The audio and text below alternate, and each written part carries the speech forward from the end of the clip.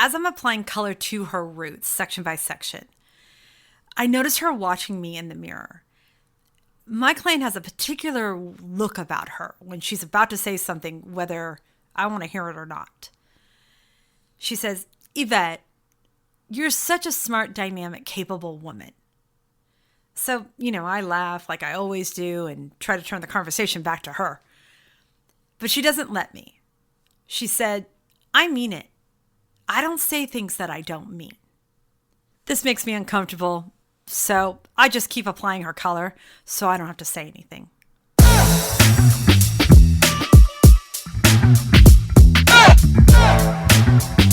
The Original Self Podcast.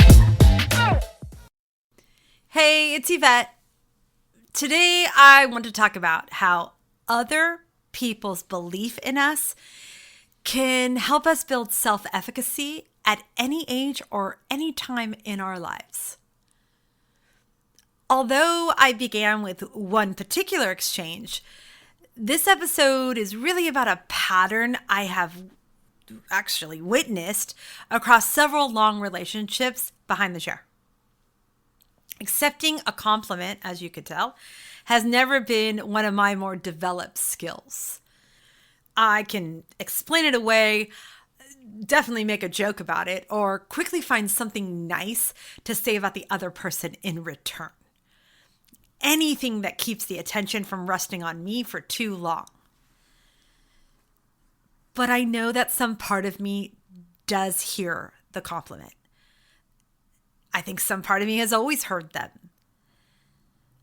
Over the years, clients have watched me open salons, return to college later in life, and even start this podcast. I didn't feel confident through it all, obviously. I questioned almost every new step, sometimes repeatedly, and with great creativity. Their belief didn't remove my doubt. It just kind of sat beside it. And a lot of times that was enough to keep me moving. I feel lucky. Many people in my life have said kind things to me. The clients have told me, I'm talented. Friends have encouraged me and have even suggested that I write a book. I don't know about that one. The point is, it's always nice to hear, but a lot of it disappears. But there are certain voices that stay with me. I was thinking about that the other day, wondering why some words become the ones we hear when, let's say, we're standing at the edge of something new or just trying to decide if we're capable of doing it. I don't know, maybe it's because for me, the people saying them, they've never offered one of those inspirational wall plaques sayings that you would find at Home Goods. Maybe for your beach house, right? Life's a beach. Be sure to smile.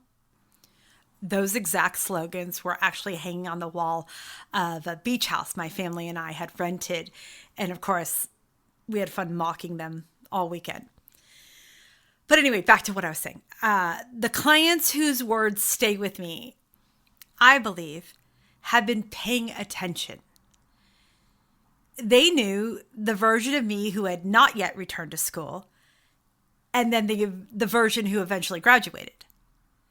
They had asked questions and listened while I constantly talked myself out of things. And then they watched me eventually do some of them anyway. They had seen the confident decisions and the decisions I made while feeling anything but. Their belief came from years of paying attention to who I was becoming. And I think that makes a difference of what stays with us. There is a psychological concept called mattering. At its simplest, mattering is the feeling that we occupy a meaningful place in someone else's life. That they notice us, that our experiences are actually registering with them. And therefore, we trust that we're not interchangeable or invisible to them. I didn't have a name for it at the time. I just knew that when they said something, I believed it more than when other people did. Their encouragement of me, toward me, carried the weight of all those years they had spent paying attention. When I first returned to school, I had to take statistics. I was totally convinced I would fail. I had always believed that I'm horrible at math. And I mean, it's not only a belief, okay? There's actual evidence demonstrating how little I understand it. So, with that well-established story about myself, I knew I'd fail the class. One long-term client told me about taking statistics in college. She joked that her professor finally passed her just to get her out of the class. And because she struggled so much with the materials, she was always the first person waiting outside his office, ready with more and more and more questions. She kept telling me, if I can pass, you can pass. She encouraged me to ask as many questions as possible and to believe that I could make it through the class. I seriously watched countless hours of YouTube tutorials. I called my brother more times than he cared to count. And I even tried getting my tech clients to explain problems to me. It didn't really help much. I wrote so many emails to my professor. I'm pretty sure she went home and had a drink to relax just because of my emails. But I did pass. And I'm pretty sure my client's belief didn't pour confidence into me simply because she said, nice things. I think it just made failure feel less inevitable. It gave me enough room to believe that success was still possible, even if it was just a little bit. So that belief of success still being possible comes from a term that psychologist Albert Bandura used. It's called self-efficacy.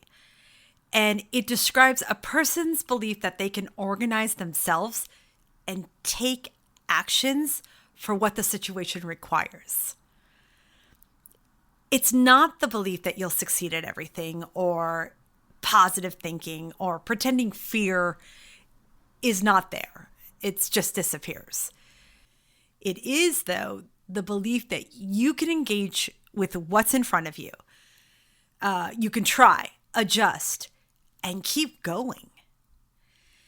Bandura argued that self-efficacy influences whether we begin, how much effort we invest, and how long we persist when something becomes difficult. When our self-efficacy is stronger in particular areas, we are more likely to treat setbacks like information.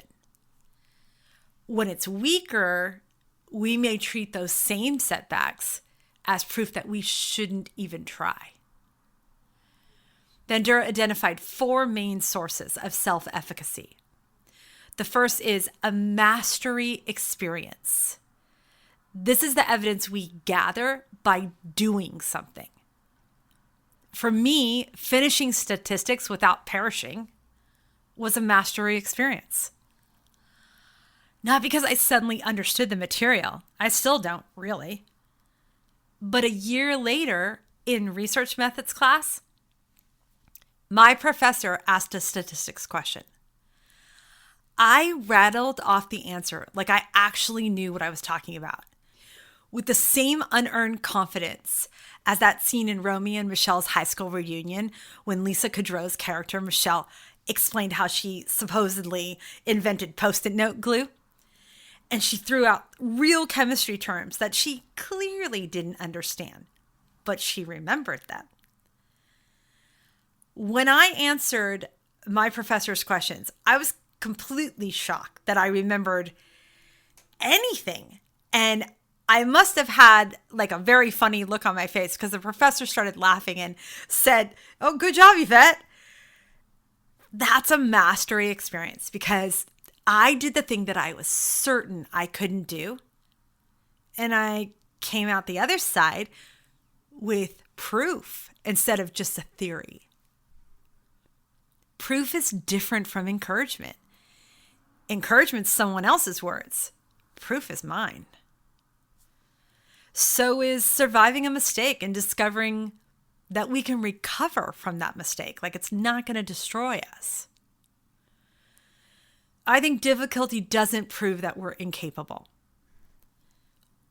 When we adapt and keep going and complete something that we weren't sure we could do, that creates the evidence that we can handle more than what we first believed.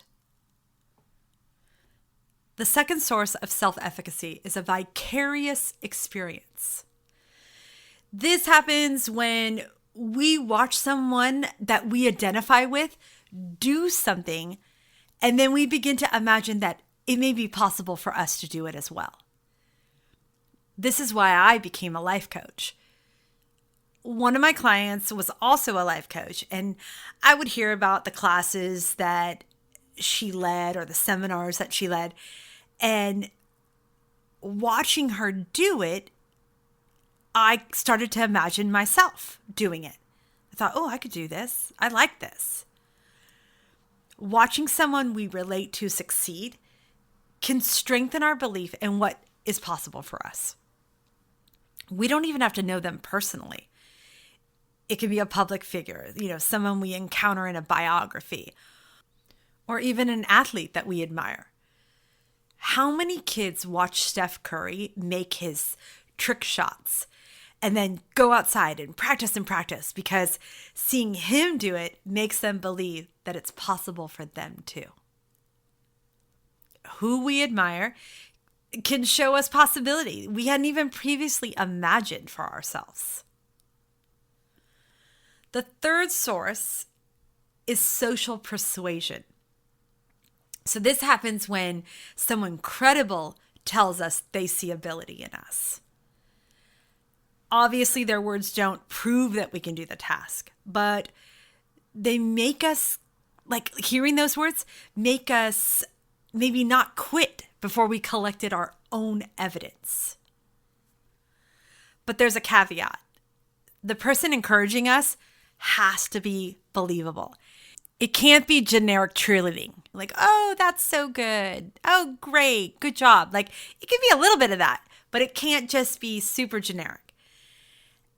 And they can't barely know us because it doesn't carry that much weight. Specific, repeated belief from someone who's watched us over a long period of time, it works differently.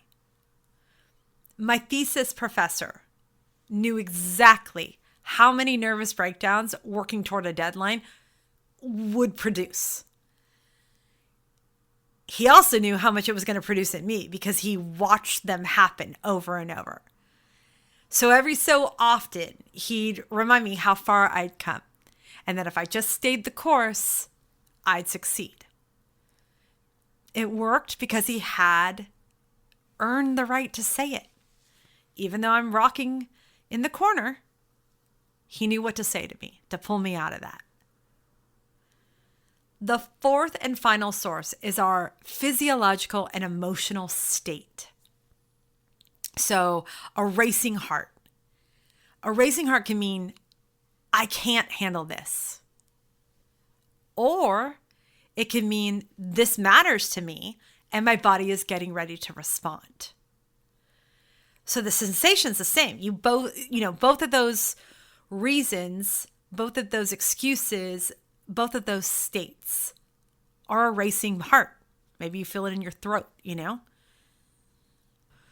But what changes is the meaning we give it, which changes what we'll do next. I once turned a woman who had like Arctic white blonde hair. I turned her roots the color of orange. I mean like the kind you pick off a tree in Florida. Not kidding. So orange. When I saw that they were orange, I began to absolutely panic. Like my heart started racing, my mouth went dry. All logic completely left my brain. I applied a treatment to her hair, walked away to let my pulse slow down. A couple of hours later, her hair was back to the white she loved, and all was well. I mean, I'm pretty sure I lost a few years of my life from the panic, but everything else, it worked out. The point is that when I consider my own self-efficacy today, I realize the belief my clients express was a form of social persuasion. Their words couldn't substitute for my effort, but they helped me stay engaged long enough to build mastery of my own. Returning to school, graduating, and earning my credential gave me evidence. Producing the first podcast episode, then the 5th, and eventually the 27th gave me evidence. People's belief in me also helped me in situations where the challenge wasn't learning how to do something. It was recognizing that I still had the power to take action. Psychologists use the term problem-focused coping. That describes directing our attention toward the parts of a stressful situation that we can influence. Instead of remaining overwhelmed by the entire problem, we gather information, identify our options, and then choose a practical next step. When I was opening up my own salon, I ran into problems getting the necessary building permits because the building wasn't up to code, but my lease stated that it was. The landlord completely denied responsibility and then tried to frighten me into paying for the improvements that would be required to get the permits. This landlord owned, what seemed like half of the downtown area. He owned all the commercial buildings. They had an endless stream of money and an attitude to match. Unfortunately, the landlord's son was my contractor. I didn't know contractors. I knew he was a contractor, so I hired him. Good one. He continued asking me for payments without ever moving the project forward. He told me every time I would ask, why are you not doing this, whatever, he told me that the city wouldn't give the building permits because my plans were incorrect. Something was wrong with them. He neglected to mention that the real problem was their building. I think he was trying to get around the permit guy. I confided in one of my clients about what was happening. And I told her, I don't think it's too late to back out of this.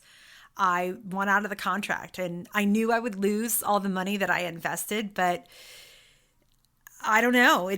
Quitting felt easier. This client reminded me that I did know how to speak to people, ask questions, and get answers. She convinced me I could walk into that city's planning department and find out what was actually happening. In my memory, the planning department was open from approximately 8 a.m. to 8:01 a.m. on the fourth Tuesday of a leap year. It was such a narrow window, and there were so many businesses waiting for building permits. But my client's confidence in my ability pushed me to go there despite how intimidated I actually felt. And that's where I discovered that my plans were perfectly fine. In fact, the permits weren't issued solely because the building was non-compliant with accessibility codes, ADA codes, even though in my contract it says that it was. So once I had the documented proof in my hands, my brother and I summoned our ancestral roots and went to the mattresses. I'm kidding. We did confront the landlord and we made them bring the building up to code at no expense to us. the point of this story is my client didn't solve the problems for me, right? She helped me recognize that I still had agency within it. Once I gathered the facts, I could respond from evidence instead of intimidation. But there's a deeper lesson, not only about what their belief gave me, but as my own evidence grew, my attention shifted toward the clients who offered that belief so freely. Because many of them had spent much of their lives being the people that everyone else relied on. Their stories showed me another side of what it means to be capable. Over the years, I've met several women who learned to become capable very early in their lives. Some were the oldest children in very large families. Some grew up moving around and, place to place or adjusting to instability. Many became skilled at noticing what everyone else needed before asking what they needed themselves. I think those qualities served them well. They became very dependable friends, attentive mothers, dedicated teachers, and always the person their families called when something went wrong. But I've also watched what happens when the strong one becomes overwhelmed. I have sat with clients where their spouses or loved ones have become seriously ill. I've watched them manage appointments, absorb frightening information, support the rest of their family, and all the while continuing to function while carrying fear that people rarely see. Their stories were different, but I noticed a shared belief beneath many of them. I'm the one who handles things. I'm the one who helps. I'm not the one who needs. Psychologically, self-reliance can begin as an adaptive response. It helps us function when other people depend on us. But a strength becomes restrictive when we no longer feel permitted to respond in any other way. Keeping that in mind, research on help seeking has found that a strong preference for self-reliance can actually prevent people from seeking psychological support. Sometimes it isn't that they believe asking for help is wrong. It's that they just simply have difficulty believing that the same permission they give everyone else applies to them. And then for some whose identity was organized around being capable, receiving help can almost feel like breaking a contract. Who am I if I can't manage this alone? What happens if I become the person asking instead of the one answering? Will people still see me as strong? I don't know. Perhaps strength also includes knowing when to stop performing invulnerability. I've watched some of these women that I'm talking about make a different choice, though. They accepted help from family and friends. Some did seek professional support. They let another person listen without immediately turning the conversation back to everyone else. Accepting support didn't make these women less capable or less generous or less dependable. It did, however, allow them to include themselves among the people worthy of care.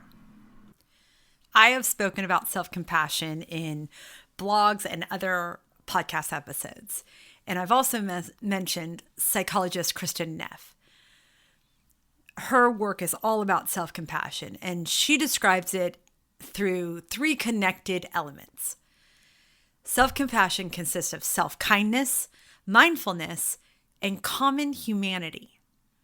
So self-kindness means responding to ourselves with care rather than judgment when we're struggling. Mindfulness means acknowledging what we're experiencing without suppressing it or allowing it to become our whole story. And then common humanity means recognizing that struggle and needing support are a part of being human. I think common humanity is especially important for people who are accustomed to being the strong one. They readily recognize when others need care. The harder part is allowing themselves to need it too. For some of my clients, self-compassion has meant accepting the meal someone offered or letting a family member take over an appointment. Sometimes it's seeking support from a therapist or working with a life coach. Or admitting, and sometimes for the first time, that I can't carry all of this alone. I have watched clients reach a point where what they were carrying became too heavy to conceal any longer. They would sit in my chair and begin talking. It's not about their hair or the ordinary events of the week, but about everything that had been accumulating inside of them. Their voices would sound even and controlled until suddenly they weren't any longer. And when I noticed that change, I'd sit down in the chair next to them and listen. Often they would start with an apology. People do that when they have learned to treat their pain as an inconvenience to others. I made sure that they knew I never saw it that way. I know when they were speaking honestly about what they were carrying, that was an act of self-kindness. Allowing themselves to experience the exhaustion without turning it into proof that they had failed was mindfulness. And recognizing that needing help didn't separate them from everyone else, that was common humanity. People who cared about them had often been waiting for the opportunity to help. Receiving that care required them to trust that their needs would not make them less capable or less worthy of respect. That kind of shift doesn't happen once and then stay finished. It's a practice. We have to choose it again and again whenever the weight becomes heavy. I know that because it's true for me too. Not only for when I was asking for help, but when trusting someone else's belief in me before I ever had it myself. I also think we sometimes misunderstand how people influence us. We assume the people who change our lives are the ones who gives us exactly the right advice at exactly the right time. But often they're the ones who give us a more accurate reflection of ourselves. Because those relationships were grounded in honesty, my clients' belief in me helped me develop my own. Their encouragement supported me without making me dependent on their approval. And then also through their lives, my clients taught me something else. They taught me that the generosity we offer other people eventually has to include us too. Neither lesson requires anyone to fix us. And neither asks us to feel completely confident before we act. So here's what I'm taking with me. Self-efficacy grows through action, not through waiting until we feel ready. Problem-focused coping turns a sense of helplessness into a practical question. What part of the situation can I influence? Credible belief from another person helps us remain in the experience long enough to get our own proof. And self-compassion expands our understanding of strength to include receiving support. So when that ugly little voice of doubt starts talking in my head, instead of asking it to shut up, maybe the question I should ask is, Why am I treating doubt as the only credible voice in the room? So this week, I'd like to ask you to try something. Try to offer one person a specific reflection based on something you've genuinely observed about them. Something like, I've watched how you keep going when something is difficult. Or, you ask really thoughtful questions. Or maybe, I see how much courage this is taking for you. And then try this. The next time someone offers support, practice receiving it fully. Pause long enough to let the help land before deciding what you owe them. Pay attention to which is more natural, offering the support or receiving it. That answer can possibly tell you something about the role you've learned to play. In closing, I just want to say that clients have reflected strengths in me that I wasn't yet ready to recognize. I've also watched capable people discover that accepting support doesn't diminish who they are. I still deflect compliments. I still laugh, change the subject, or question whether I've earned the words. But I'm slowly learning to let those words land and trust that they just might be true. Like I said, slowly learning. The best part is that self-efficacy doesn't require doubt to disappear. You can still hang on to it. It just means that doubt no longer gets to make every decision. Sometimes another person sees enough possibility in us to help us take that next step. Sometimes our role is to offer that belief. And sometimes our work is to receive it. I'm Yvette Dakota, and if this story resonates with you and you'd like to contact me, all of my information is in this episode's notes.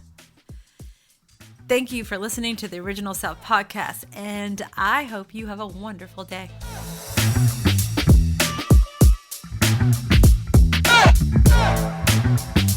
The Original Self Podcast.